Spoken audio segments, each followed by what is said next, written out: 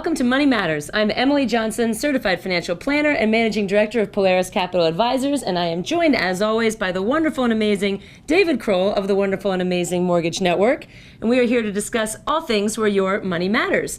And there's always a lot of interesting stuff going on in the equity markets and the bond markets, but this week I think it really is the bond markets that are winning out on the exciting side. And so I'm going to let David go ahead and kick it off with what's sort of been moving interest rates and moving the bond markets. We, as you know, we've been saying for a very long time, about a year and a half, that interest rates were going to go up. And every month... Eventually we were going to be right. And eventually if you 6 years in, if you say right. Exactly, if you say the same thing long enough, sooner or later, law of averages says that you're going to be right. Mm-hmm. Well, today's our day. Today's our day. Unexpectedly and in a much, much quicker way than we expected, interest rates have gone up almost a full percentage point in the last 3 weeks. Interest rates, meaning interest rates that you can see as a consumer. What are those? That's the mortgage, the base mortgage rate, the Fannie Mae, Freddie Mac 30-year fixed rate mortgage has gone from 3.5% just before the election to 4.375 at the close of business yesterday. Wow. It's a huge shift. That's a 25% increase in the interest rate in the space of 3 weeks. Now, there's hours and hours of conversation about what causes an interest rate to move as much as that. Let's just say, I'm going to take a shot at it, and Emily, you pitch in as you hear what I'm saying, because a lot of what I'm about to say is theory and speculation. The fact is that the bond market, the 10-year treasuries are the best indicator. The U.S. 10-year treasury market has gone from 1.5%, 1.6%, 1.7%, all the way to 2.5%, 2.46, or 2.47 at the end of trading yesterday. There's your percentage point right there. That's a huge one. Another big sector of the bond market are mortgage-backed securities. These huge $500 million, billion packages of mortgages, which are AAA securities, and like treasuries, they're a little bit less secure than treasuries, but they're essentially similar to treasuries. They have priced down and down and down, meaning that the yield on them has gone up and up and up. Right. Right? Mm-hmm. I don't want to interrupt because you're on a roll. So what normally causes that to happen is economic growth, rise in inflation that accompanies economic growth, none of which we've seen in the last 2 or 3 years. Right. We've seen we've seen really minimal growth in GDP, minimal economic growth, and we've seen almost zero inflation, tiny, tiny, tiny incremental amounts of inflation. It's just the expectation of, right? Right. Forward-looking markets. So for the last 3 weeks, what have we had? We've had no real change. The economy hasn't suddenly taken a right-angle turn and begun expanding. Right. But there's the expectation that the economy is going to do that has led to this enormous rise. Now, why is there such an expectation that the economy is going to rise? The answer is that we have a new president, and we have the expectation of a new set of policies that are going to be profoundly stimulative to the economy. Now, that's a technical term. What causes stimulation to the economy? Spending money. Mm-hmm. Spending money is what causes stimulation. Organic and core growth causes stimulation to the economy as well, causes growth in the economy.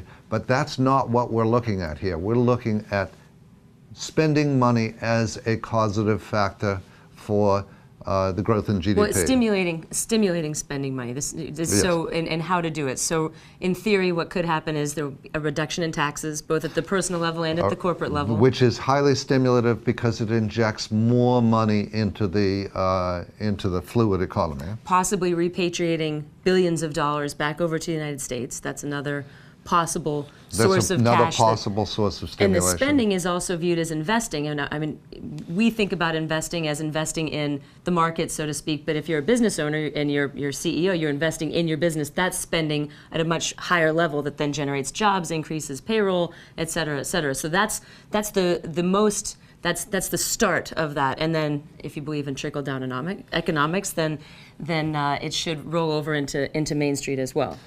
So that's the expectation of what can happen. But there are plenty of headwinds there as well. Now, you're not hearing as many analysts pounding the table right now about this, but you're starting to hear it because there always have to be naysayers, and that is, how are we going to handle the massive debt overhang that we as a nation already have?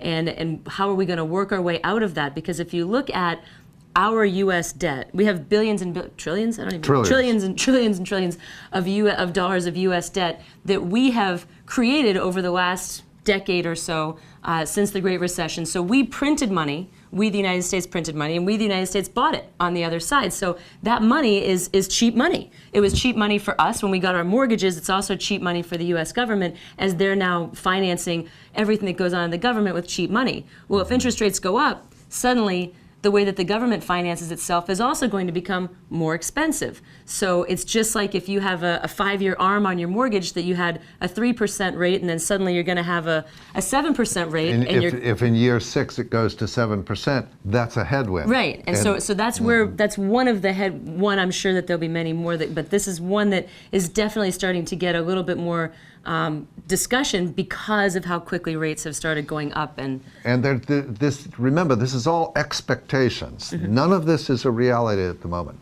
Things don't happen in 3 weeks. Big things don't happen in 3 weeks. In fact, today's job number, there was a job number that just came out. This is, once again, Jobs Friday. I feel like it's always Jobs Friday, but so Jobs Friday, and it was an okay jobs number. We've had some that are astronomically spectacular, and then we've had some that have really been down in the doldrums over the last 6 months or so throughout this presidential election.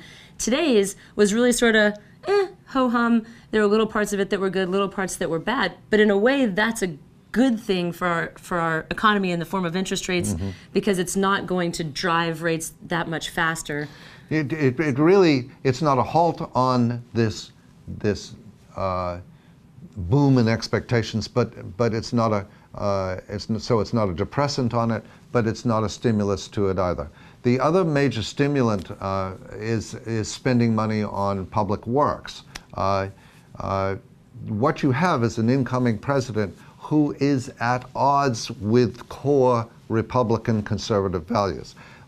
Core Republican conservative values speak very, very sort of eloquently and profoundly to smaller government, to reins on public spending, to a diminution, a lessening of public debt, all of which are in exact opposition to the incoming president. The incoming president, you heard during the campaign, Hillary Clinton's campaign, talking about $125 billion expanding to $500 billion of public works. From the stump last night, today's Friday, the whatever it is, second. Yes. From the stump last night, Donald Trump is still running for president, in case you haven't noticed, even though he's president-elect. From the stump last night, he said that there would be trillions of dollars of public works. Any old guard Republican must have been shivering in his boots mm-hmm. at that point, because the money's got to come from somewhere. It comes from the public purse. It means printing more dollars. Right. And among other things. So that constitutes, to Emily's point, that constitutes not today, but a month or 2 or 3 or 4 from now, it constitutes another form of headwind, which is the headwinds of political reality, which is that there are and will be opposing forces to this kind of stimulation. It's also interesting to see which areas of the market, and we can talk about this more in the second half of the show, but which areas of the market are really responding well. I mean, you hear anecdotally the market's going gangbusters. Certain sectors of the market are going gangbusters. Others really are not, and that's interesting. And it's same very interesting. And Emily can comment on this aspect better than I. But on several days recently, I've seen the Dow go up and NASDAQ go down. Exactly. Tank. So we've got more to talk about in the second half of the show, so please stick with us. We'll be right back with more Money Matters.